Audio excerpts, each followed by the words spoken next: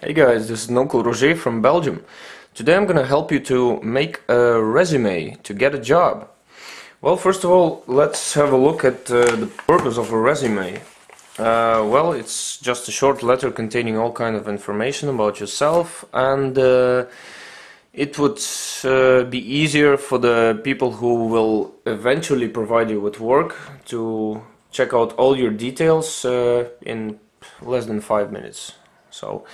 So what are the most critical points about a resume? Well, many people that I know of and that came to me in order that I help them to write a resume, they begin to endlessly speak about their achievements and blah blah blah and what they can do and etc etc.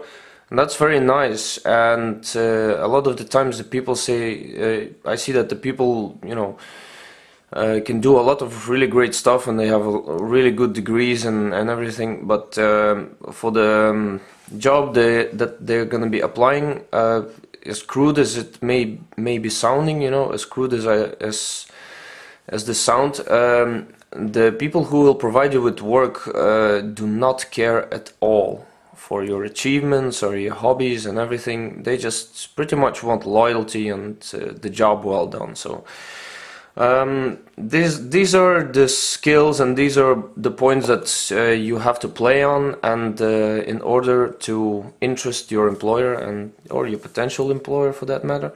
So we're gonna discuss everything in detail. So I've divided some important fields that you can fill into your resume. First of all, your personal details, education, self-studies, field experience, additional data, hobbies and passions, social skills, and of course an open ending. This is optional. Well, anyway, let's begin. First of all, your personal details. Make sure that you have everything in a neat pile. You got your name, your surname, your address that is up to date. Don't put, there's nothing more embarrassing than your old address. Just make sure everything is up to date. Phone, fax, if you have fax, email, if you have email. If you have some kind of website or some people like blogs and all this kind of stuff, don't put it on your resume, please. It's as I told you, the employer does not care and does not interest one bit in that. So it's just the way it is. Just tell it some other time. Anyway, very nice to have a picture of you on your resume, because if you're gonna send it out by letter or by fax or email, if you're gonna scan it out, it's very good to have a photo of you. Just put some kind of a smart shirt on with some tie, don't get any pictures when you hung over or some kind, some pictures from college or from holidays, whatever. Do something smart, decent. So the people will have a very good first impression of you, and the first impression is very important. Alright, personal details. Then we've got education. So many people that I know of that come to me with questions about a resume or with help in creating a resume begin to tell me about their education from the moment that they started doing something specific, and this is most common mistake. For example, in my resume I put that my knowledge of English, it's practically my second mother tongue.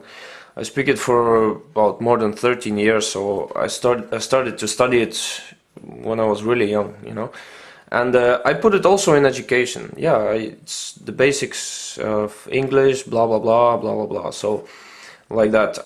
Also minor things that you might learn in high school. For example, if you had some kind of class for wood carving or whatever, or some kind of specific skills that you can do, or if the girls had some class with some class for sewing or all this kind of stuff, just it might sound useless to you, but as long as you're going to put it in here in education, this counts. Put at least 3 or 4 kind of educational experience that you had, like in high school, and don't be shy, And most important thing is that the people usually get scared of putting too much in the field of education here, because they say, oh, what am I gonna do if they're gonna ask my diploma? Well, first of all, I applied for many jobs, and I've been on many jobs before because I like to keep my life interesting. And actually, none of the times people ask for my diploma.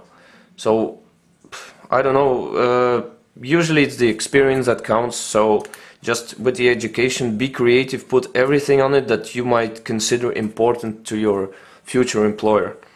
Okay, just have fun with it, you know, just think about what you can do and what might be interesting for the company or potential employer or the government you're going to be working for. Right, education. Okay guys, I'm gonna make a second part because this is taking a little too long. Hang on.